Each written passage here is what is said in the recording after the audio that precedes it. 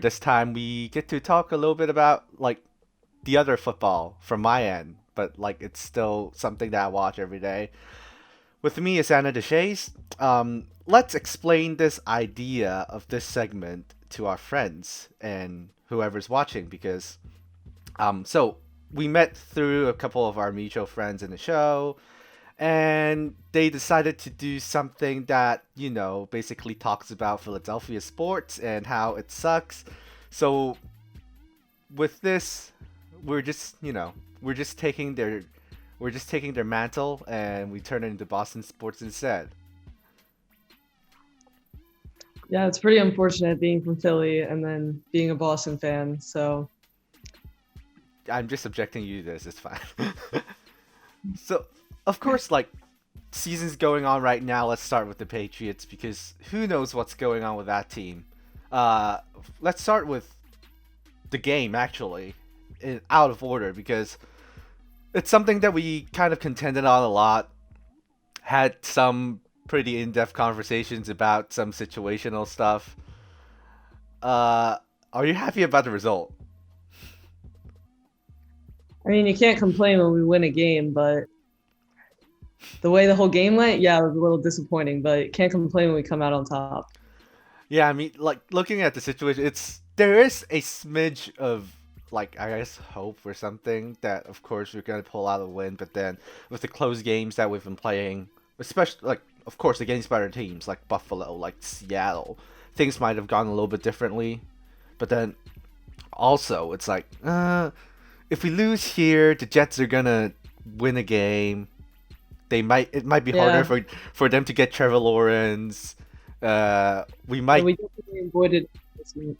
Yeah, we would have That's gotten for up to sure. like a top five pick, and I don't know, take a Zach Wilson, take a Justin Fields, whatever. Uh, this is going out to our friend Jeremy. You can't have it all. You can't you can't tank for a Hall of Famer and hopefully figure out a way Jeremy, to win.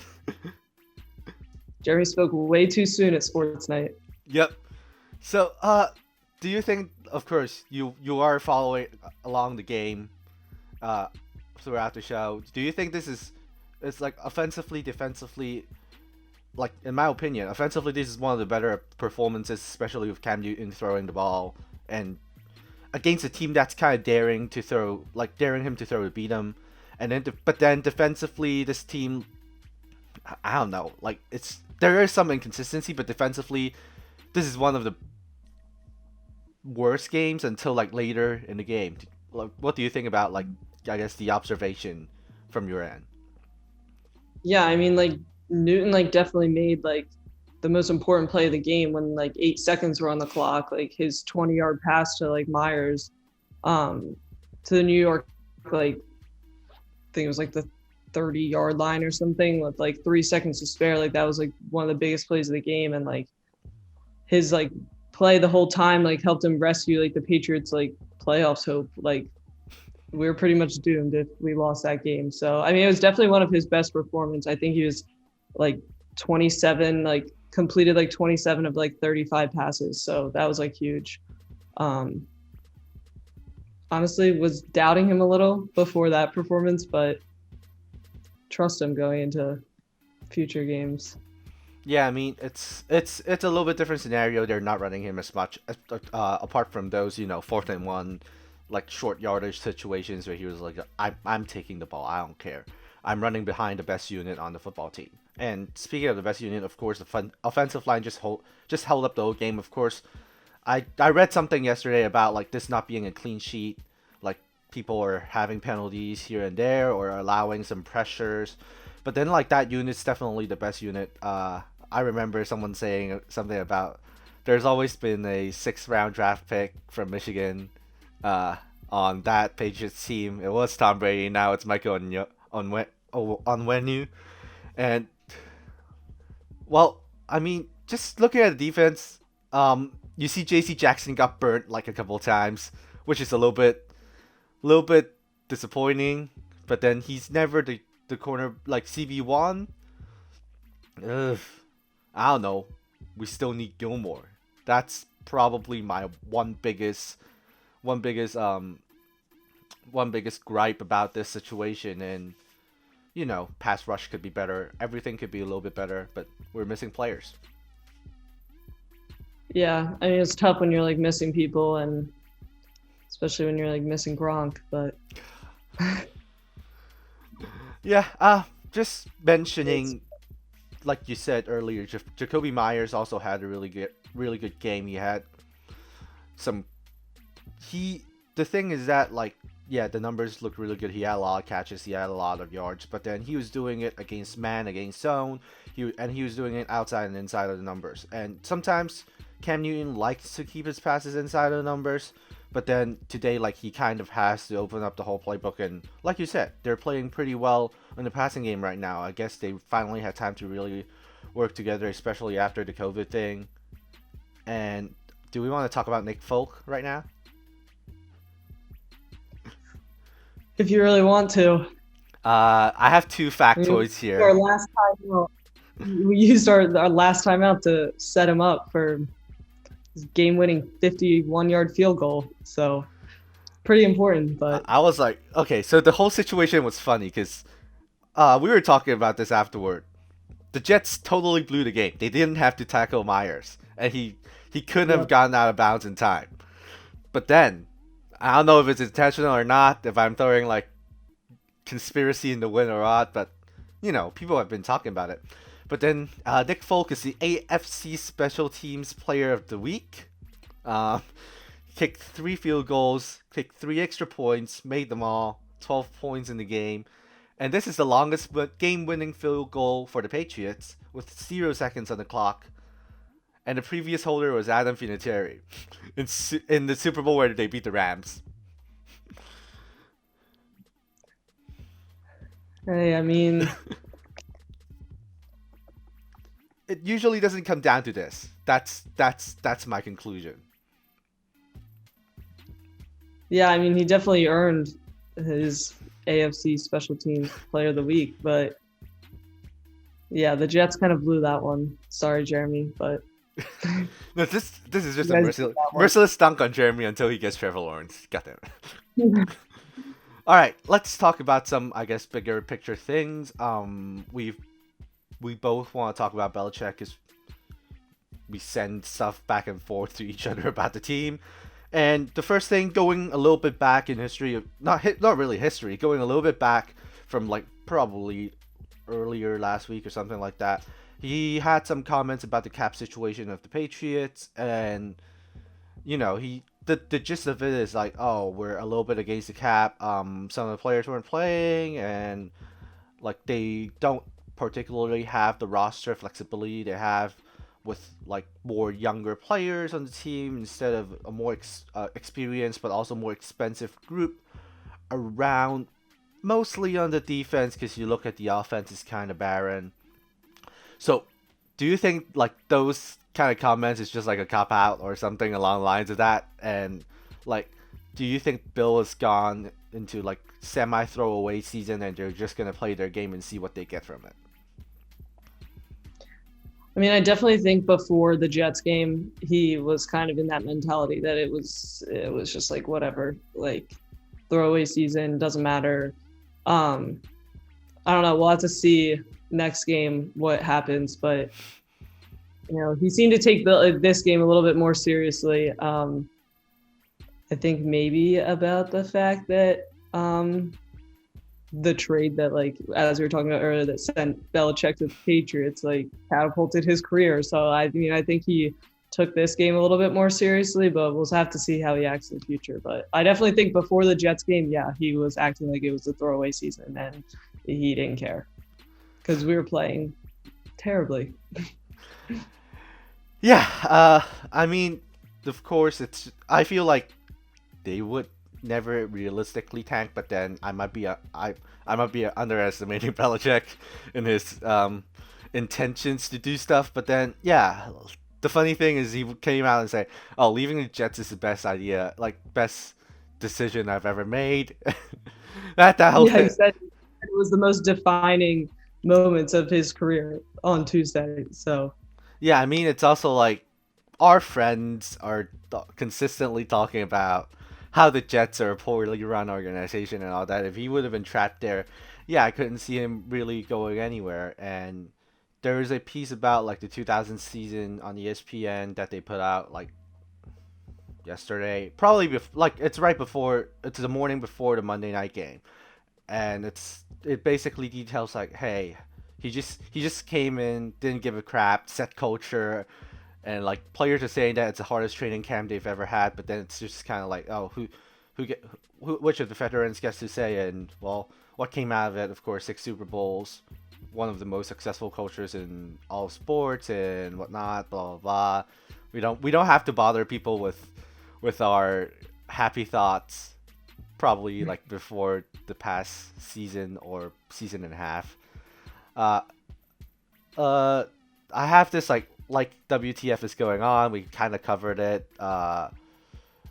Especially with like offense defense balance, they just need to get both units to play okay instead of one unit to play well and one unit to play badly. And I feel like the second half especially was very telling against the Jets. But we're playing the Ravens next. Thoughts? Not much of a comment on that one for right now. I mean, what are your thoughts on it? Like, last season, of course, we had that kind of like the first bad game was against Ravens. I didn't think they were. Coming off of the Jets win, it might be a different story. Yeah, but also it's like looking at the thing where I guess the Ravens are not in a particularly good place. The Colts looked like they were all over them in the past matchup this weekend, and like Lamar was talking about, oh, they're calling our plays on the defense and whatever, blah blah blah. I mean, their scheme might be in a little bit of a rut or something, but then like they're still a good team. The Patriots pass rush slash linebacker group still not particularly great in covering side to side, and Lamar Jackson, I don't really like how this is going. But then hey, I guess by now we've lowered our expectations. Our win is against the Jets, so there's not much to write home about in terms of that situation. So I guess we will be tempered for everything. It's just another game at, back-to-back weeks on prime time. I didn't know why they do this. Yeah, I mean, last season we were 8-0 and then had our first loss against them. So hopefully it'll just give us another win. Yeah.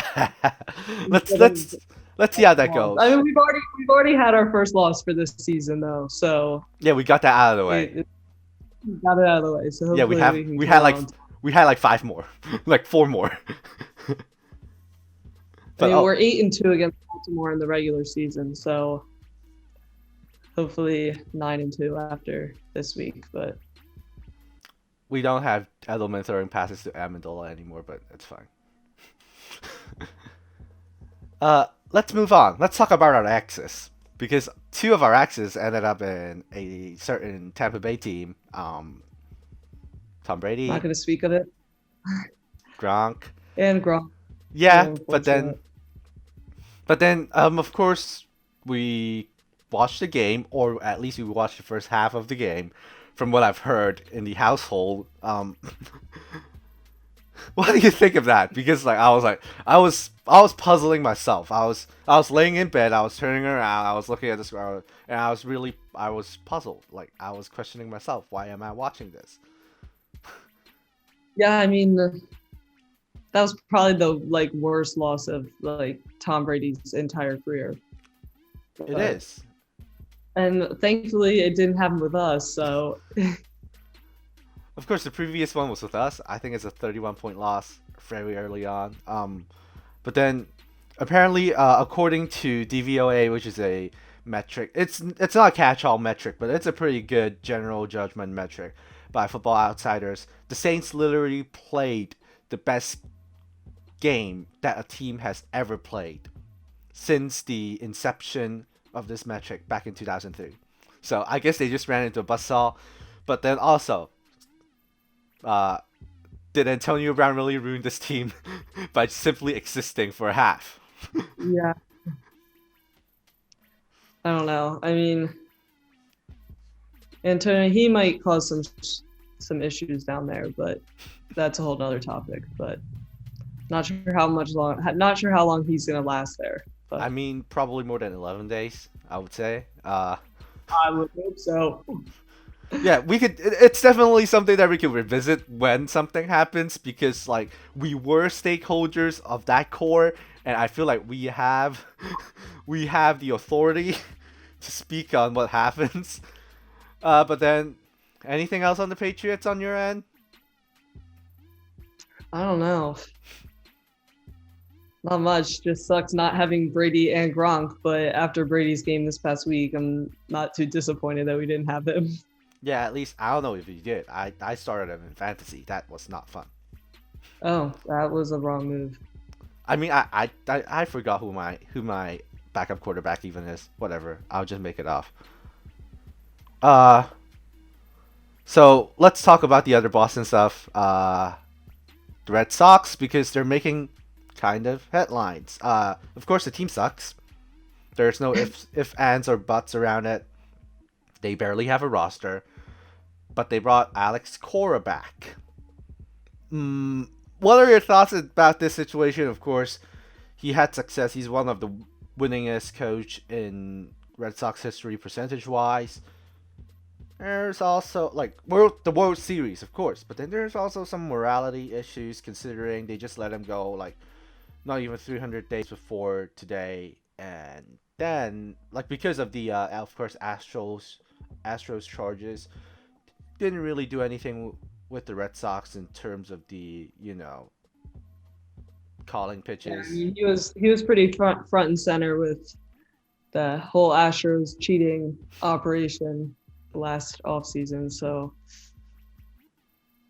but I don't know. He was also there during our 2018 championship season. So we'll have to see which direction it goes. But I what are your thoughts on it?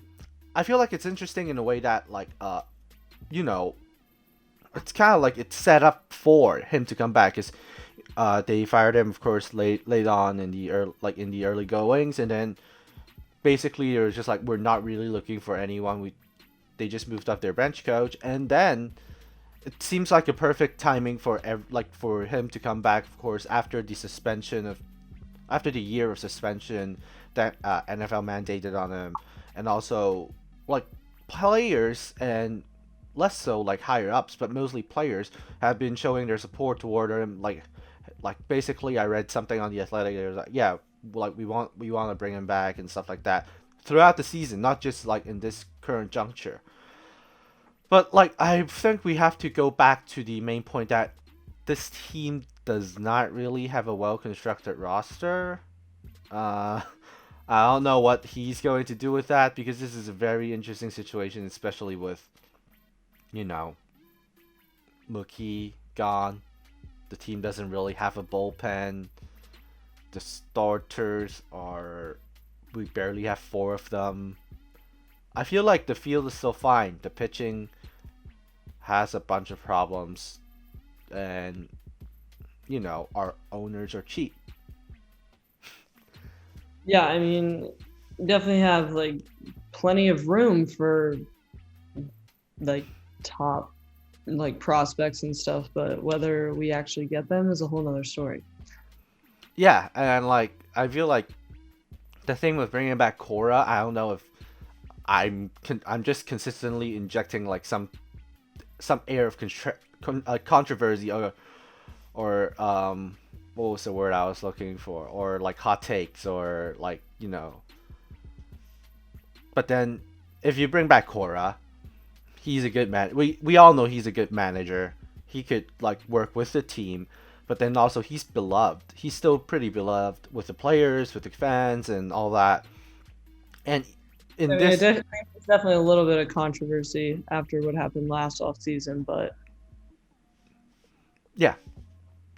But then I feel like in this scenario, um, with the team, being nowhere near competing, in my opinion, in a lot of people's opinion, honestly, Bring him back. People love him. Players love him. If he has to rebuild with Kyle Bloom for like I don't know 2 3 years, at least they have the option, and like he wouldn't be under scrutiny like if they find like a random manager from the streets instead of someone who's already beloved within the organization, and they basically yeah they get a good manager, but then they also buy themselves time instead of like in the I guess not really PR department, but like with especially with the fans, like hey, we all know he could do something, and in this moment we could just kind of we all know we're gonna rebuild, so like have him here, have him work on the team, and then see when we're going to push the chips in with either like prospects or making some big signings. Yeah, I mean, I think like Cora, like he commented like this past week or something on ESPN, I think. Um, like he's like on top of it. Like he was saying that they need to like improve their depth along with like their athleticism, like to be able to compete with like other like World Series teams, like the Dodgers and like the Rays and stuff. Because as of right now, I'm not sure they have much of a shot. But I They mean, they're still like they still have like time to rebuild. Like you said, they've bought themselves time. So yeah, considering they don't really have a roster, that's the thing. they uh don't really yet. They have to rebuild. yeah. Speaking of the Dodgers, Mookie Betts and Joe Kelly won another chip. Uh, do you have thoughts to air out to our management for you know trying to get below the luxury tax and cutting one of the most beloved and one of the most talented players in modern baseball history? Yeah. Not having like Mookie Betts, like that one hurts. But and I mean, and now he's on like a World Series like team and everything, and he's probably gonna win the MVP award in both leagues. And yeah, I don't know. That one definitely hurts, but I think we'll make do without him. Well, we don't have a choice, but Yeah, that's the thing. We don't have a choice. definitely Like MVP player. Yeah. everyone hated this move. Like I usually people argue about it, is like everyone just hated this move because he's beloved. He's like obviously a mercurial talent and whatever. I just like want to air extra hatred to John Henry and FSG. They happen to own the soccer team I hate the most. They actually won. They actually won the Champions League, and the Champions League, like two seasons ago, they won the Premier League last year. Like the whole group should have more than ample money to invest and keep the teams good and keep a competitive brand competitive in the Red Sox. That did not happen, and as if I need another reason to hate them even more. So, I guess. Uh finally, we have some quick hitters here. Celtics draft. You listen to two of our friends talk about it. Do you have any takeaways, or you pretty much just listened? Yeah, I pretty much just listened. There was definitely some interesting like choices, but I mean, did you watch it after it was done? Yeah, I did, and like I was getting ready for talking about prospects and drafts, and another show that I appear on, and I feel like the Celtics should definitely look to trade up. Um, because looking at the basically around the lottery, there's only three players that are kind of salvageable, and one of them I really want is Onyeka Okongwu. Of course, 6'9" from USC. He could be a little bit better. He could develop, especially on the. He's good on defense, but he's a little bit jumpy. I would like them to use the 14th. I don't know if they should use all three.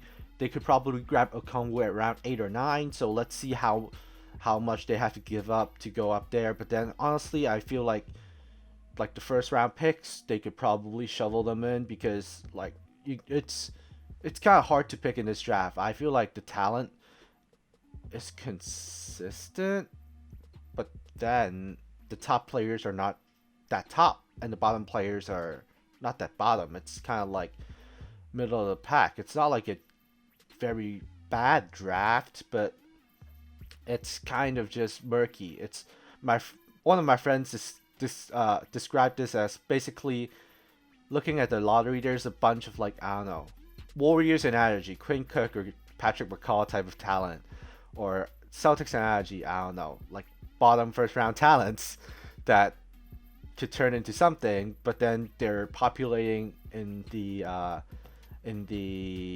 lottery. Like I was telling you about like how it's just like I don't even know what to pick. Yeah, what do you think about the Celtics picking like Patrick Williams from Florida State? I uh, think there's what's your take on that? the thing is that Patrick Williams came out of the bench for some time. I don't think it matters if he's a good player. He's a good player. It's just like an organizational thing with Florida State. I don't mind it. I would hope that they pick a more like a traditional big because that's always been the hole with the team. Like I saw something about Sadiq Bey. I was like, please don't take Sadiq Bey. We have enough. We have enough like 6'6" to 6'8", 6'9" swingman that could play the 2 or 3 and a little bit of the 4. Like we don't need like Sadiq Bey's a good player. He has a really good he has really good body control, especially attacking the basket. Decent shooting stroke. We don't really need this. I feel like if we could trade up or like be in the position to make a pick for a big man, we definitely should. Yeah. Uh, let's talk about Tommy Heinsohn. Of course, passed away yesterday at age of 86. I shared my favorite Tommy memory, but then just as a fan, losing a lifer. What do you think of probably you and me of our generation?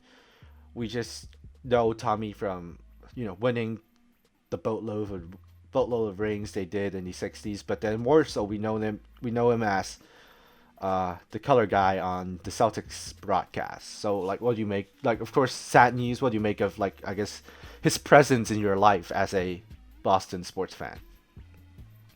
I mean, I think as anybody would say, it's like a devastating loss. Like he was like known as like the ultimate like Celtic like for the past 18 years. So his like insight and everything on like the ownership group has relied like on him. So he'll definitely be remembered forever. So it's sad. Yeah, I mean it's But like I think the cause is unknown still. So, but yeah, like just watching him do really, less games, especially in the bubble and previously on the road, like that's I don't know, like I know he's old, but like that's kind of like a telling sign that we didn't particularly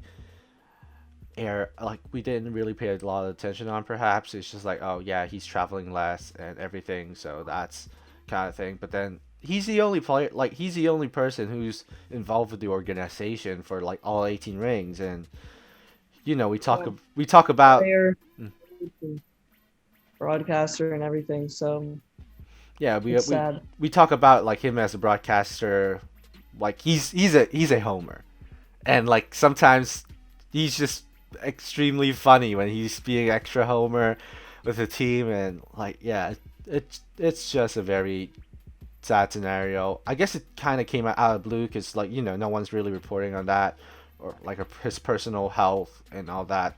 Then news came out yesterday and it took a hit on me. So yeah. Yeah. Uh, I want to talk about the revolutions, but I honestly do not care about the MLS enough to make an educated comment. I put it in the doc that apart from Alexander Butner, former Manchester United great, no, not really. He's just a rotational piece. I was just looking at the roster. I was like, hey, Michael Mancien, he played for Chelsea. Hey, Lee Yuan, I heard of him. It's like there's a bunch of like nostalgia names that. Oh, Carlos Gil, he played for Valencia for a little bit, and I think he went to Deportivo or something. That's along the lines of it. I was like, hey, I heard of this guy's name in Europe. Oh, he's already in the MLS. Sad. Sad.